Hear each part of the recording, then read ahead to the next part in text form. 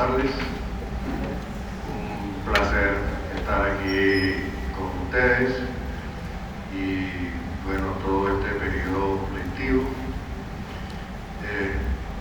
Bienvenido a la mejor carrera en el mundo, Facultad de Medicina, específicamente la Escuela de Medicina, y bienvenido pues al Instituto Anatómico, cargado de historia, como decía el profesor Robles, mantener esto acostado, ¿sí? Y es una burbuja dentro del campus universitario y tenemos que mantenerlo así. Llegar hasta aquí, a este nivel de recuperación, pues no fue fácil, y entonces hay que cuidarlo como que si las cosas precisamente fueran de uno, ¿sí? Maravilloso mundo de la medicina, pero no piensen ustedes que el mar siempre va a estar como lo vieron anteriormente, ¿sí? Esto es una carrera de resistencia. Si ustedes supieran realmente lo que es estudiar medicina, saldrían todos correctos. No se quedará nadie aquí, porque esto es de años. Y cuando salgan de aquí, ahora es que falta carretera, ¿sí? Muchísima carretera, porque vienen las especializaciones, los posgrados, el otro posgrado, en fin, es una carrera muy larga.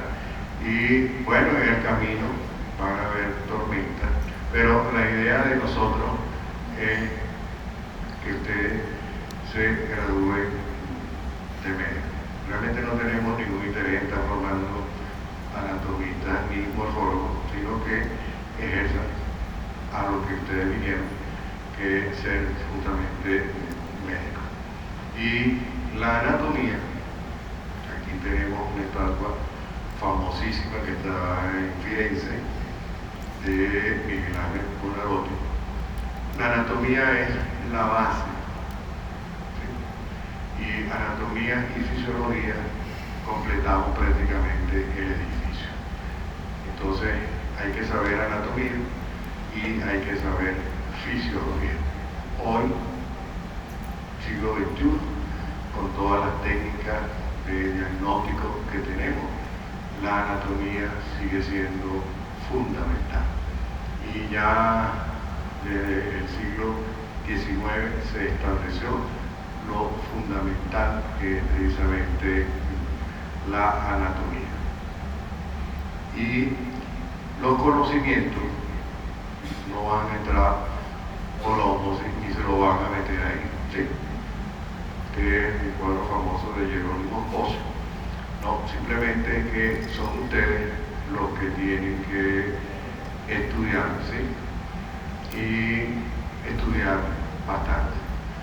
Como yo le decía a los alumnos de práctica, anatomía es una asignatura que es larga y para ustedes puede ser complicada por aquello de muchos términos, de la orientación espacial, en fin. Y hablando de esto, empleamos la terminología anatómica, ¿sí? Los epónimos y todo eso pues ya están eliminados, y eso es en beneficio de ustedes, porque la terminología anatómica es funcional. Ya después, más adelante, les voy a poner un ejemplo. Y esa terminología pues ya casi todos los países pues la han adaptado. Desde el siglo pasado pues hemos venido en un proceso y ya hoy tenemos pues una cosa que está bastante aceptada, que no implica que en un futuro cercano justamente vaya a tener cambios. Y les voy a poner un ejemplo. Esto en nomenclatura clásica se llama palmar mayor. ¿Qué significa palmar mayor? Absolutamente nada. Tiene que aprenderse de memoria lo que es la función. Pero si yo digo flexor carpo radial, bueno, yo sé que es flexión, ¿Qué más? Del carpo. ¿Qué más? ¿Cómo que de aquí? ¿Cómo se escribe aquí? De la radio. No. Flexor del carpo. Lee aquí el lado radial. ¿Tengo que aprendérmelo? ¿Tengo que aprendérmelo? Sí. No. ¿Me explico? Entonces, por eso la eliminación de estos nombres. Igual, ¿qué me dice cubital anterior? Absolutamente nada. Cambio flexor carpo pulmnar, sí me lo está ya definiendo perfectamente bien. Entonces, esa es la ventaja justamente de utilizar la terminología anatómica. Van a entrar indiscutiblemente en un desierto y la asignatura posiblemente les va a parecer muy árida, pero todo desierto tiene su oasis. Y a veces hay que detenerse y justamente volver a empezar. Pero antes de detenerse, esto va a ser rutinario para ustedes, ¿sí? Estudiar y después de estudiar, volver a estudiar y después de estudiar, ¿qué vamos a hacer? Volver a estudiar y seguir justamente estudiando. Y van a llegar al grado de obstinación, todos pasamos justamente por ahí. Y cuando ustedes sientan que Saturno se los está comiendo, no es que se están volviendo locos, sino que van por buen camino. ¿Sí? Y si salen de aquí, por la puerta del instituto, y ven los carros riéndose, tampoco están locos, van por muy buen camino. Para estudiar medicina no hace falta estar loco, pero ayuda bastante. ¿Sí? Entonces hay que tomarlo precisamente en cuenta y van a caer, ¿sí?, sobre lo más natural. Lo importante no es caer, sino levantarse. La perseverancia y seguir en el camino. Cuando se caigan, indiscutiblemente van a llorar, yo soy un gusano, yo soy un coño, o sea, y van a llegar a casa, que al menos me raspó, o sea, y toda esta llantén. No, lo importante no es caerse, sino lo importante es justamente levantarse, ¿verdad? Y al final siempre hay un fruto. La satisfacción de haber logrado lo que con tanto empeño nosotros justamente queríamos. Y eso es lo importante. De paso, no estudien por obligación. Son muy malos y de paso fastidiosos. Estudiar para yo distraerme. Como yo les decía ayer, yo toda mi vida he sido un vago. Yo nunca he trabajado ni en anatomía ni en cirugía. Yo lo que hago es divertirme. Y miren que me divierto bastante. Con todas las cosas que yo tengo que hacer, pues, yo lo que hago es divertirme. Eso sí, con pasión. Todo lo que uno haga es por pasión y por sentirse uno bien. No yo sé que los demás se sientan bien de mí. No, yo soy el más importante y yo soy el que tiene que sentirse bien. Si ustedes hacen eso, van a ser felices, se lo garantizo, en todo lo que ustedes hagan por lo que les quede bien.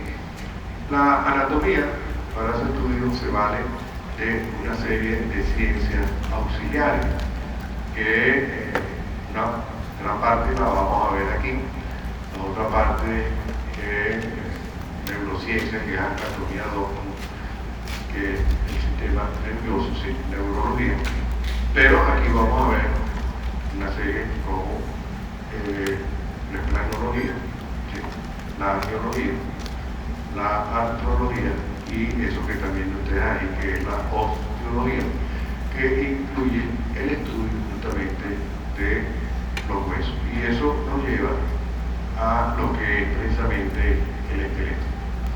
¿Cuántos huesos hay en la economía? 206. ¿A quién le interesa eso? A nadie. ¿Me explico? Eso no le interesa absolutamente a nadie. Solo los antropólogos, ¿verdad? Entonces descubrieron cada de caño ahí, que fue la pieza que yo conseguí, una serie de cosas, pero eso no es un concepto justamente importante. Lo que sí es importante es que tenemos un esqueleto que tiene un esqueleto axil o primario que está constituido por el cráneo y la columna vertebral en una visión anterior, y aquí lo tenemos justamente en una visión posterior. Lo primero que aparece en el desarrollo embrionario, y por eso es que se le denomina justamente sobre todo estoy hablando de las primeras 26 semanas, ¿sí? Que es el periodo embrionario, porque después de las 26 semanas viene el periodo fetal. Ya está formado lo que va a empezar a madurar justamente cierta estructura. Y tenemos entonces al lado del esqueleto primario lo que llamamos el esqueleto secundario, que corresponde a los miembros superiores, que es el primero que aparece, y después los miembros inferiores. Entonces, y eso está desde el punto de vista embriológico pues totalmente demostrado. Bien, eso nos lleva a que no todos los huesos son iguales. Entonces hay una clasificación justamente de los huesos que en sus altos estudios de primaria, me imagino yo que se lo dijeron. ¿No se lo dijeron anatómico? ¿No? ¿Se lo dieron o no se lo dieron? Está dormido, ya me di cuenta. ¿Se lo dieron o no se lo dieron? ¿Cómo se clasifican los huesos? ¿Es bonito, feo, más bonito? No, ¿qué voy a utilizar yo? No, ya te pasé, tú estás dormido. ¿Qué uso yo para clasificar los huesos? No, no me interesa la forma. ¿Qué uso yo? Tampoco me interesa. Bueno, es lo mismo una persona de 1,20 a una de 2,20. No igual. ¿O si es igual? No. ¿Qué uso? No me interesa tampoco. Bueno, no, mija, la clasificación de los huesos. Tampoco. Ustedes vienen de un mundo 2D, pero el mundo real es 3D. Yo tengo que tomar en cuenta 3 cosas para clasificar a los huesos: la longitud, el ancho y el grosor. Esas 3 cosas. ¿Me expliqué? Sí.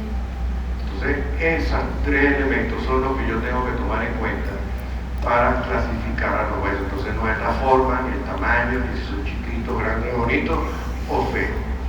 Y dependiendo cómo predominen estos parámetros, es que vamos a clasificar precisamente en forma inicial esos huesos. ¿Sí?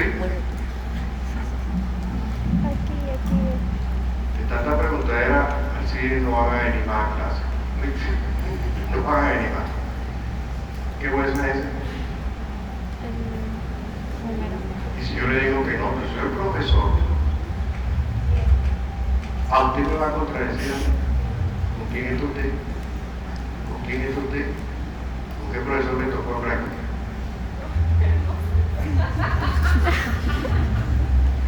Cinco puntos menos. Contradecir al profesor. ¿Está de acuerdo, profesor? ¿Qué me dijo que era? Húmedo. Bueno, voy a estar de acuerdo con usted esta vez. Ok, pero que no se repita. Bien, sí, es el húmedo. Entonces, ¿qué vemos ahí? La longitud, lateral, anterior, es la que está predominante. Entonces, por eso es que lo llamamos huesos largos. Ahora, los huesos largos tienen características comunes. Uno, esto que ven ustedes aquí, que corresponde precisamente a la diáfisis, ¿sí? Y la diáfisis de todos los huesos largos es prismática triangular. Anatómico.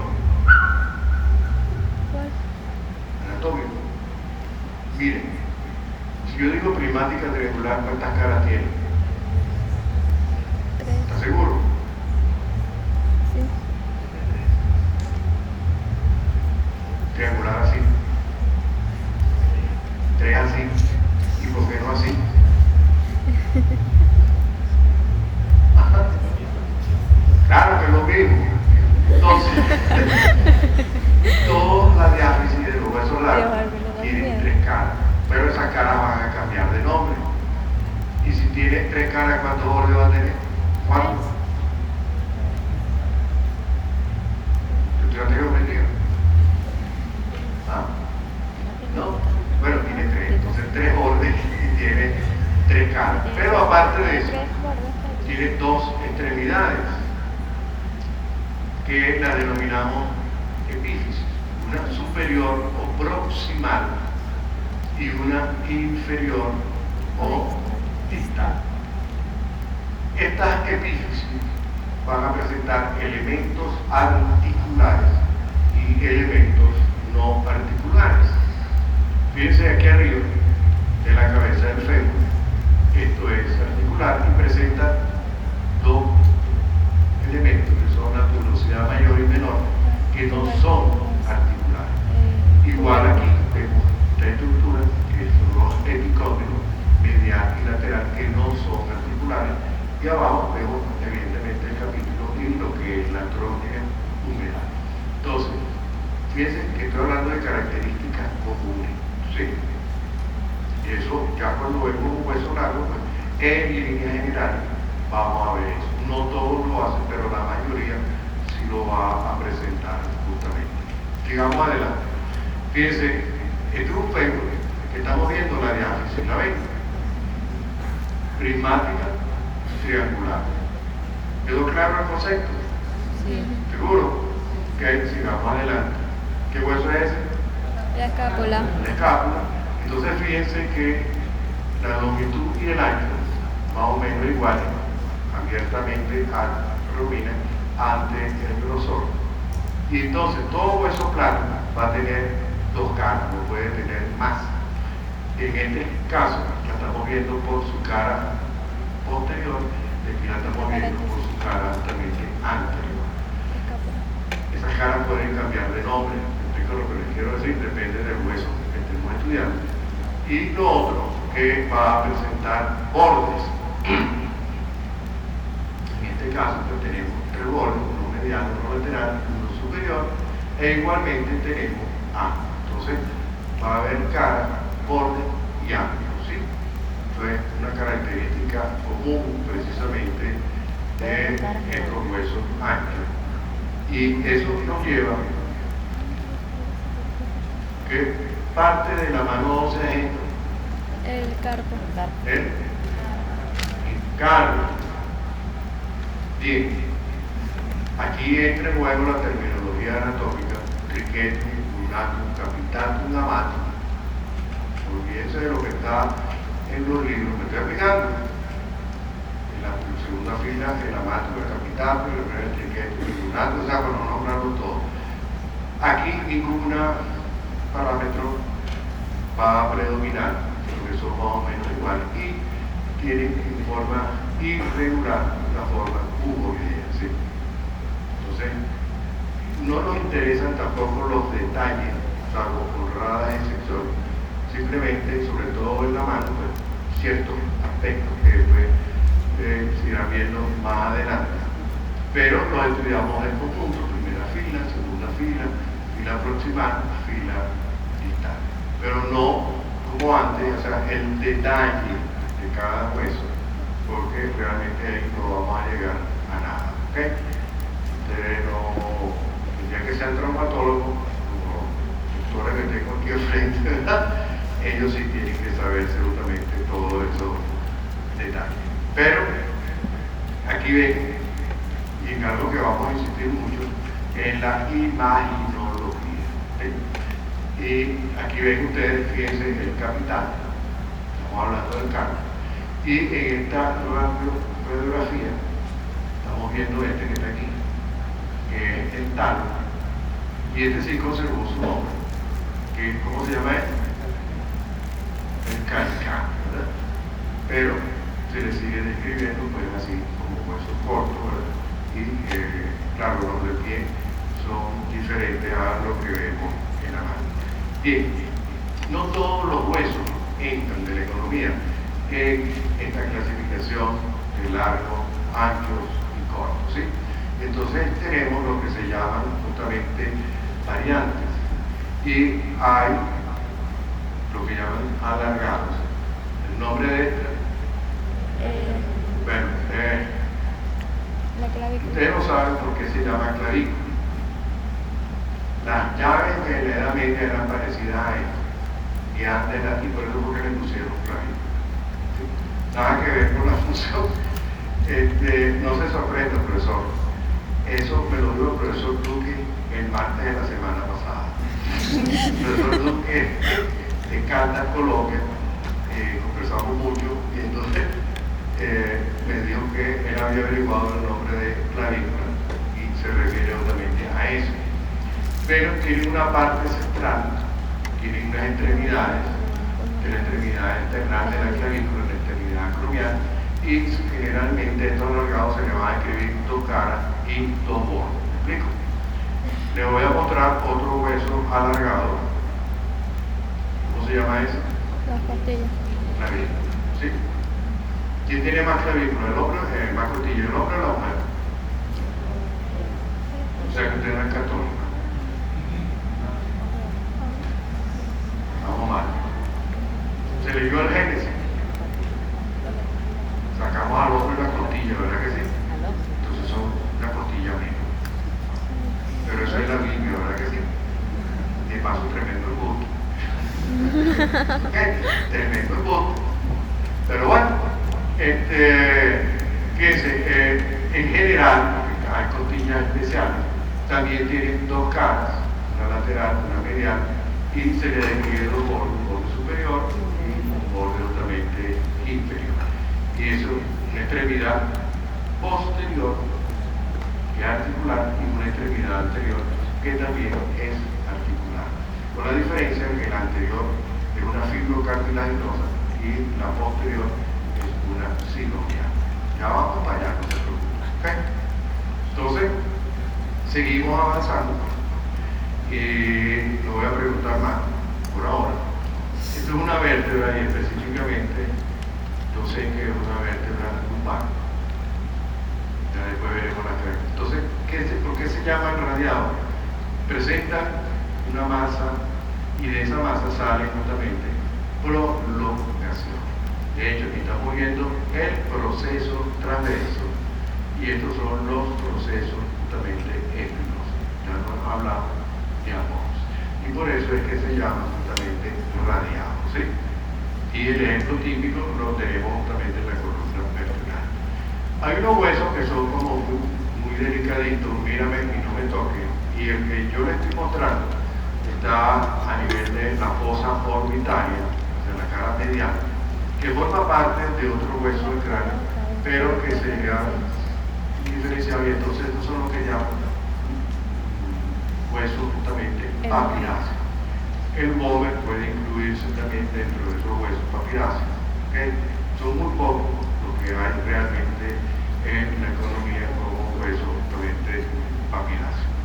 Y bueno, ¿cómo se llama esto? La mandíbula. Mandíbula. Mandíbula.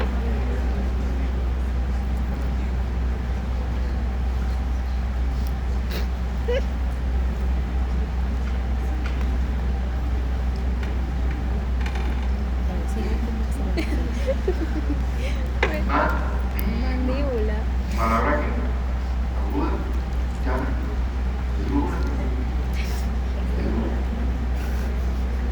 Ah, en castellano no te fue bien. Bien, mandíbula, mandíbula. Este sí es el maxilar y esto pasó a llamarse justamente. Bueno, no necesita explicarlo porque ya te ve la forma justamente que tiene. Y hay unos huesos que fundamentalmente están hacia el cráneo, que tienen cavidades, y el origen de esas cavidades es disminuir peso. Me imagino, levante la mano quien no ha comido pollo aquí. Ni es vegano, nadie es vegano aquí. Bueno, las aves, sus huesos son huecos. ¿Por qué creen ustedes que son huecos? ¿Ah? Para aligerar peso. Entonces usted se imagina unos huesos macizos en la cabeza. Andar todo el tiempo no así. Oye, levanta la cabeza, no puedo. O si no, con una vaina aquí, ¿me explico? No, entonces tienen esas cavidades que aquí les estoy presentando esto, son las celdas esmoidales, y aquí ven ustedes muy bien el maxilar, el seno maxilar. Ya después vamos a ver que estos senos forman parte de algo que se llama los senos paranasales. Más de uno aquí le ha dado sinusito, ¿sí o no? Bueno, es una inflamación de esos senos paranasales. Pero cuando lleguemos a cráneo, bueno, entraremos justamente en más detalle. ¿Okay? Y eso nos lleva a los sesamoideos. ¿Nombre? Por aquí.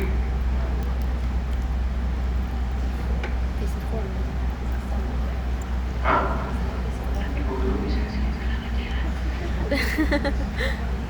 Claro, es la patela.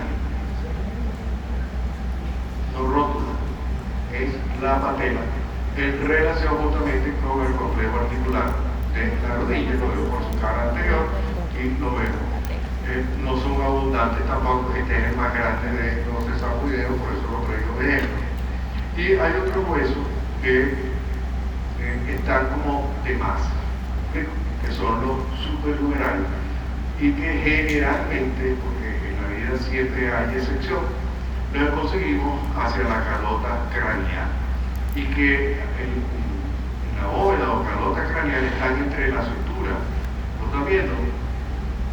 ¿Seguro? Bueno, eso tenían antes nombre propio, hoy en día son los huesos suturales. Ahora les voy a presentar, miren este. ¿Lo están viendo? Y su nombre técnico es este, en honor a los incas, ¿sí? Este es un trabajo de la Universidad de San Marcos hace ya algunos años, que los incas tenían la presencia de este hueso así grande y se decidió ponerle pues, los incaes, ¿sí? En honor pues, a los incas. Pero ustedes ven que fíjense que aquí hay uno, que hay otro, aquí hay otro. Entonces, y este es el sitio de paso más frecuente de estos huesos suturales. No es ninguna anomalía ni nada por el estilo. ¿Okay?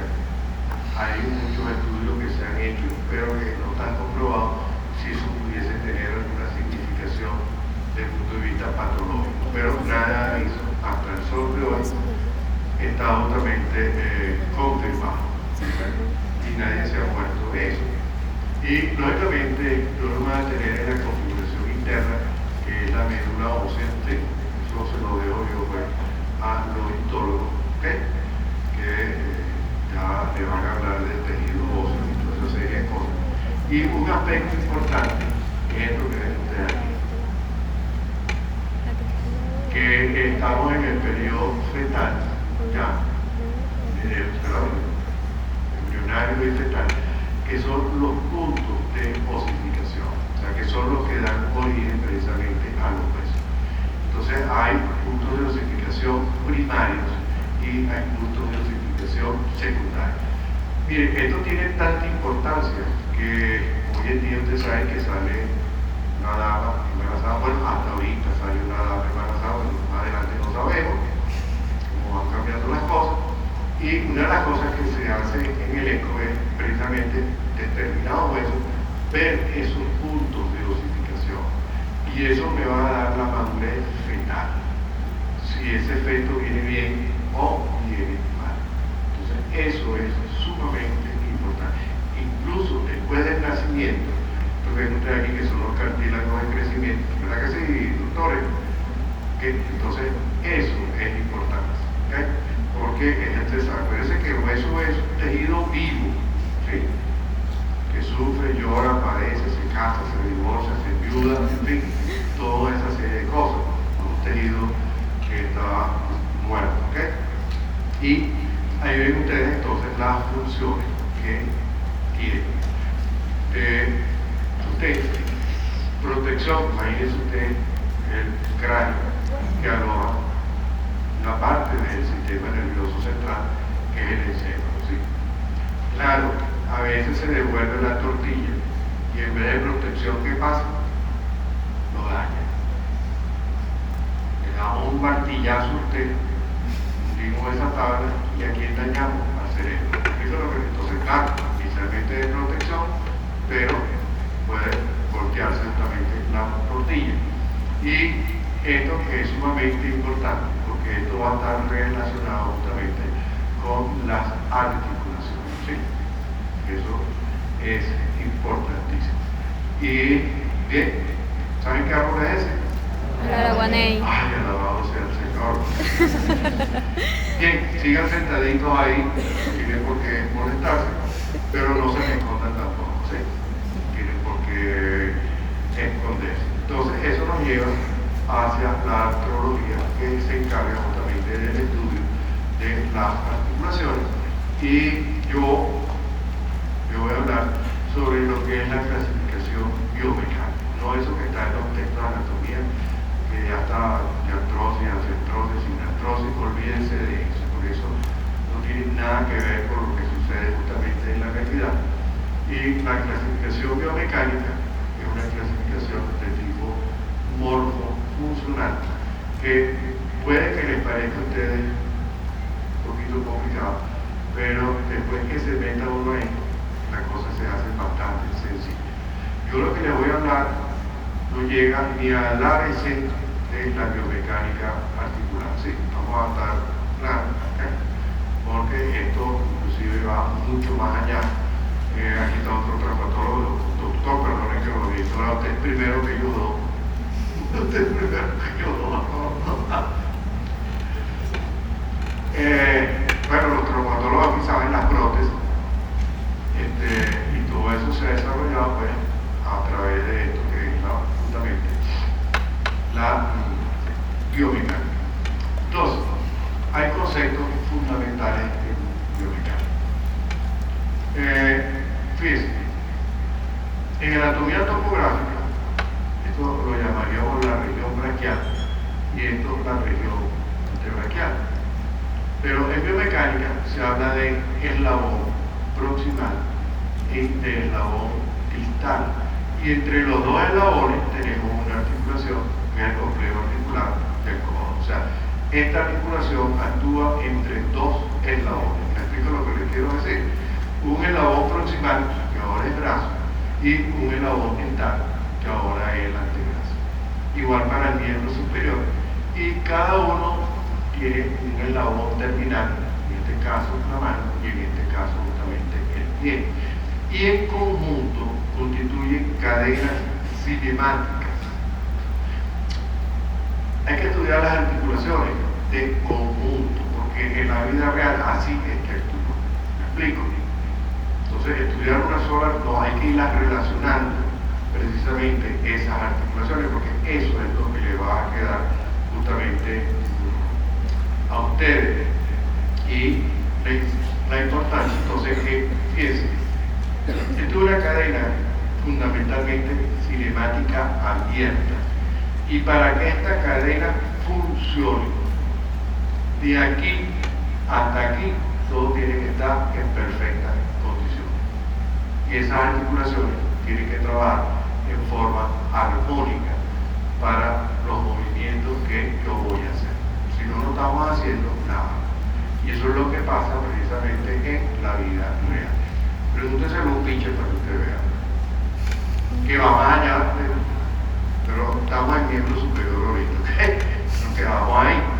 Entonces, la importancia de esto. Y esta siempre es fundamentalmente una cadena cinemática cerrada, pero cuando estamos caminando, cerrada, abierta, cerrada, abierta. ¿Sí? Ese es el concepto. Entonces, los miembros forman una cadena cinemática con el conjunto de sus articulaciones, ¿sí? Y eso nos lleva pues que las clasificamos en dos grupos hoy en día fundamentalmente. Unas que tienen poco movimiento, que corresponden a las fibrocartilaginosas, hoy en día en una sola clasificación, y las que son sinoviales, que son las que tienen movimiento y se llaman así por la membrana sinovial y el líquido sinovial. Y son las más complejas y son las que vamos a hacer énfasis precisamente en estudiar todas estas articulaciones justamente sinoviales. Bien, aquí ven un ejemplo de fibrocartilaginosa. Esto es la estructura sagital, parietal. Estábamos en la norma superior del cráneo, ¿sí? Luego, fíjense, dos superficies articulares unidas por un gran fibrocartílago. Ahí no hay casi movimiento, entonces es la que llamamos así. Voy a hablar del pubis, ¿sí? Bueno, la sínfisis púbica es un tipo de articulación justamente fibrocartilaginosa. Y una que a nosotros nos interesa es la pieza mental en su cavidad alveolar. Hoy en día no nos interesa porque eso le interesa a los odontólogos. Simplemente que ustedes sepan que eso hoy se considera pues, que es una articulación y ustedes saben que los dientes no tienen por qué estarse moviendo, ¿verdad que no? Porque después como mantica, si el diente está bailando ahí. Es decir, no puede, entonces, pero se le considera un tipo de articulación. Bien, eso nos lleva a considerar qué partes están en contacto. Y ya no podemos hablar de superficies óseas. ¿Por qué no? Porque hay el concepto de que hay articulaciones anatómicas y hay articulaciones obviamente fisiológicas. Una anatómica, bueno, esta que ya vamos a empezar a estudiar, entre la glea humeral de la escápula y la cabeza humeral, que usted la puede llamar la articulación glenohumeral, también los traumatólogos para la articulación del hombro. Fíjense que dos superficies articulares, pero que corresponden con eso. Pero si vamos hacia atrás, entre los arcos costales y la cara anterior de la escápula, ahí también hay una articulación que es sumamente importante entre esto que yo estoy señalando aquí. La clavícula y la escápula forman una estructura que se llama el cíngulo pectoral, ¿sí? Y estas dos superficies están cubiertas de músculos, ¿ok? Subescapular, parece uno, ¿verdad? Entonces, chicos, no hay hueso ahí, sino que elemento blanco, ¿ok? Entonces se llaman articulaciones fisiológicas. Por aquí va esta otra, que es la articulación también fisiológica, y para que ustedes vean, esta fisiológica es sumamente importante en el círculo pectoral, sumamente importante, predominando sobre las anatómicas, ¿okay? Ya después van a entrar cuáles son el resto de las articulaciones que encontramos justamente en ese círculo pectoral. Bien, y entonces, partiendo de ese principio, vamos ahora cómo debemos clasificar una articulación. Lo primero, considerar el número de superficies articulares. Seguimos en la glea humeral. ¿Cuántas superficies ven ustedes aquí? Dos, ¿verdad que sí? Pero llama la atención, vean ustedes, cubierta de cartílago, ¿verdad que sí? ¿Lo está viendo? Porque no debe haber roce a ese nivel, esa es la función del líquido sinovial. Entonces, toda articulación sinovial que tenga dos superficies articulares, pues la vamos a clasificar justamente como sínfisis. Vamos a tratarlo plural, fíjense, tibia, fíbula y tal. Bueno, que ahí ya pasamos de dos, ¿lo están viendo? ¿Sí? Entonces, toda articulación que tenga más de dos superficies, ya la consideramos precisamente. Este hueso lo conocen ustedes con otro nombre, pero hoy en día pues, es el tal. Eso nos lleva a otro concepto. Vamos a devolvernos un poquito. Fíjense, en biomecánica, esto es el macho y esta es la hembra. ¿Me explico lo que les quiero decir? Sí. Hembra, macho. Y esta articulación, ustedes ven que las dos superficies están como acopladas. ¿Lo ven? Entonces hay una buena coartación, que es como hablamos, ¿okay? Hay una buena coartación, y entonces es una articulación congruente. Pero cuando vamos para acá, la articulación tibiofemoral o femorotibial, no, la superficie no coincide mucho, ¿sí? Entonces es una articulación de tipo incongruente, o sea, no hay una excelente coartación. Entonces aparece una estructura como para aumentar un poquito esa superficie articular. Todos ustedes han oído hablar de menisco, ¿verdad que sí? Bueno, eso es un fibrocartílago, ¿ok? Y a más de uno deportista le ha costado la carrera precisamente a este nivel. Entonces, si una articulación presenta esta estructura, es compleja. Y si no la presenta como la articulación húmero radial, que no ven aquí nada, es no compleja. Están captando cómo vamos clasificando estas articulaciones sinoviales. Y ahora tomo en cuenta cómo es la superficie articular. Bueno, fíjense que esto forma casi una esfera. Seguimos en la guía numeral. Bueno, la denominamos precisamente esférica. Vamos a la articulación radiocardiana. Ven ustedes que parte de la primera fila del carpo forma como una especie de elipse. Bueno, la llamamos elipsoidal. Esto tiene la ventaja sobre las clasificaciones antiguas, que es fácil de explicar y es fácil de verlo. O sea, yo lo estoy justamente viendo y no tengo por qué aprendérmelo de memoria. Existe otra articulación que algunos la llaman encilla de montar y otros la llaman encaje recíproco.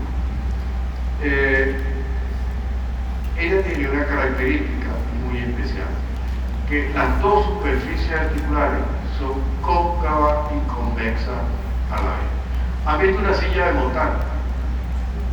¿Están viendo que es cóncava y convexa? ¿Sí? Así es nuestro amor. No, usted no vio esa canción de Roberto Carlos, ¿no? No había nacido. No había nacido. Profesor, de norte de la carne, sí. Y usted también, profesor. Y usted también. Bien, entonces, son dos superficies cóncavas, convexas, que ya hay. De hecho, el ejemplo que les traigo es esta que ven ustedes aquí, que es la trapezo metacarpiana. En relación con este dedo, ¿cómo se llama ese dedo? ¿Cómo se llama? Polis. Por allá por los bichos. No me vayan a decir pulgar, por favor. Polis. Polis. Por allá arriba de la otra mano. El polis. Bueno, es una articulación bastante difícil, ¿sí? Porque está relacionada con un movimiento complejo, que es precisamente el movimiento de oposición, ¿sí? Ese que estás haciendo ahí precisamente. Entonces, pero ella no es la única. Entonces, de hecho, fíjense que él tiene una distribución aparte de estos cuatro, ¿sí? Esta es la máxima expresión, pues, del movimiento de oposición. Entonces, insisto, este tipo de articulación se le llama encilla de montar o encaje recíproco. Luego, todos conocen lo que es una bisagra, todavía existen las bisagras, ¿verdad?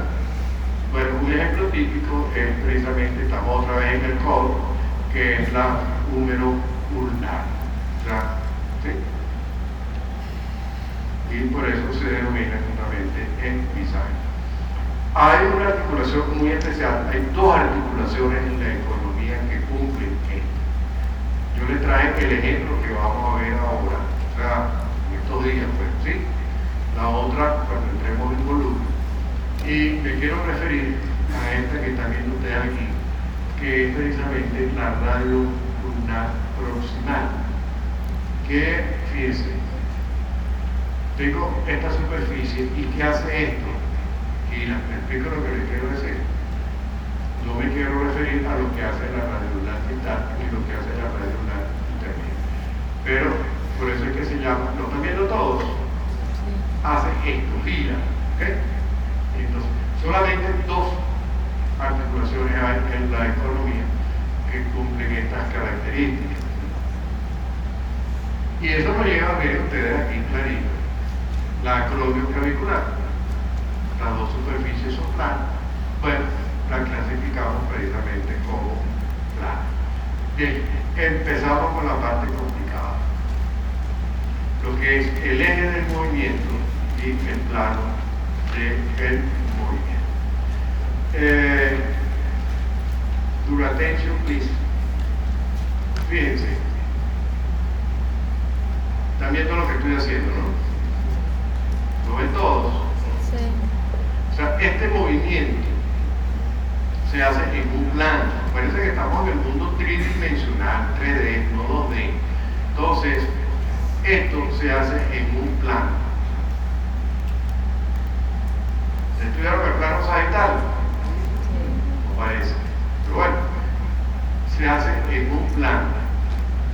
Miren, sigue este plano. ¿Lo ven todos? Sí. Sigue el plano sagital. Entonces, este movimiento, que no lo hemos definido todavía, se hace en un plano sagital. Pero como un columpio, ¿saben lo que es un columpio, verdad? ¿Okay? El columpio, ¿en qué plano se mueve? En el plano sagital. Ah, pero está agarrado de un tubo así, ¿verdad que sí? Ese es el eje del movimiento. Y si ustedes ven, el eje del movimiento, este tubo con este, son perpendiculares. ¿Me explico lo que les quiero decir? Entonces, el plano del eje del movimiento es coronal, perpendicular al plano del movimiento, que es sagital. No voy a preguntar, pero esa es la explicación. Y aquí ven ustedes los tres, frontal, sagital y lo que es el vertical. Claro, ahí sí coincide porque fíjense, el eje vertical, ¿para qué está dado fundamentalmente? Para un movimiento que es la rotación. ¿Me explico lo que les quiero decir? Hay rotación. Ya vamos más, no se preocupen. Vamos con esa línea. Y de acuerdo a ese movimiento, una articulación puede tener un solo movimiento. Entonces es uniaxial. Puede tener dos movimientos, es biaxial, o más de dos movimientos, es multiaxial.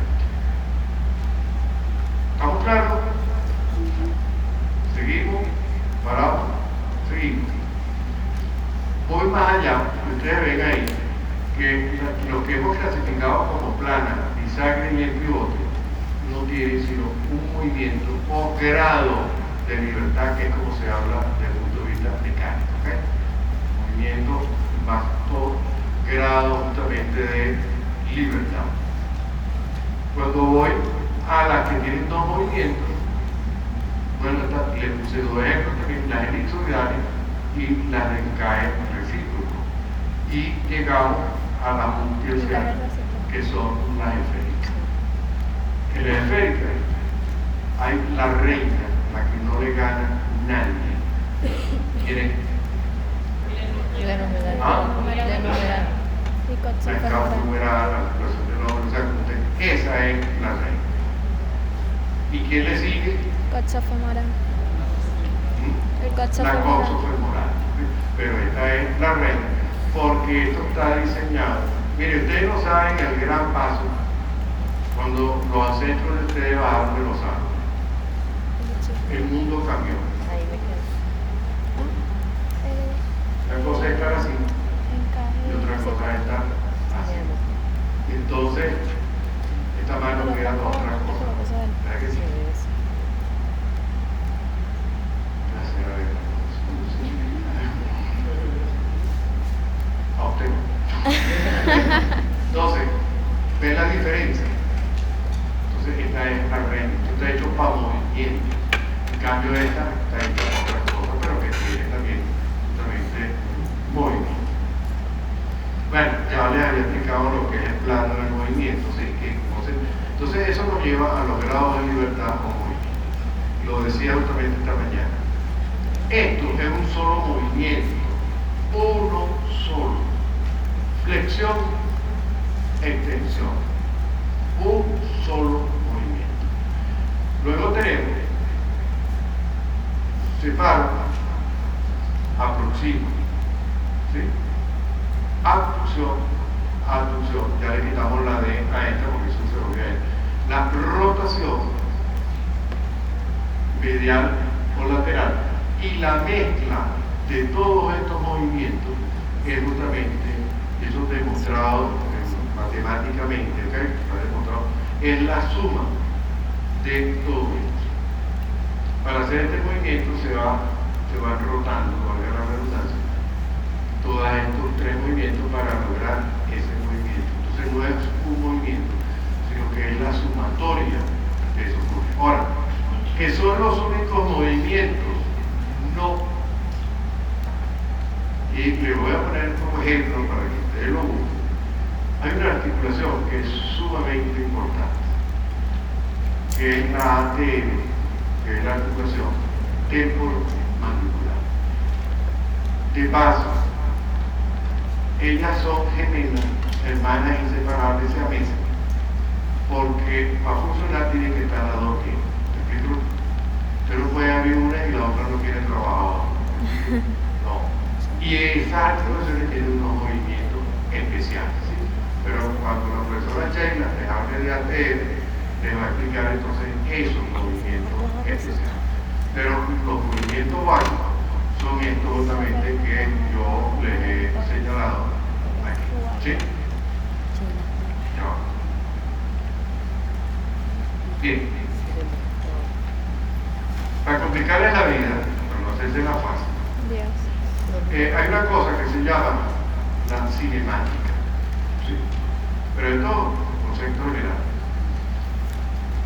Lo que ustedes están viendo de movimiento no es lo que ocurre en forma intraarticular. Lo que estoy haciendo es, bueno, si yo veo flexión, extensión, ¿me explico lo que les quiero decir? Pero en forma intraarticular, no, ahí no hay ni flexión, ni extensión, ni abducción, ni nada por el estilo. Son otras cosas. Y entonces los fumados hablan de osteocinemática y de artocinemática. Esta última estudia las fuerzas que ocurren en ese nivel y esta los movimientos intrínsecos que ocurren. Por ejemplo, cuando usted hace esto en el hombro, ahí lo que está ocurriendo es adentro, es un desplazamiento, nada más. ¿Me estoy explicando? ¿Sí? Entonces, esto para que lo tengan en cuenta, simplemente que esto va justamente más allá. Bien, y algo que pasa en los huesos, y uno de ustedes va a decir que esos huesos están normales, ¿verdad que no? ¿Qué hay ahí? Una. Dos.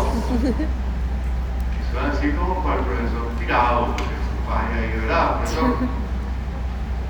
Bien, entonces tiene su patología y una de ellas es el traumatismo, ¿sí?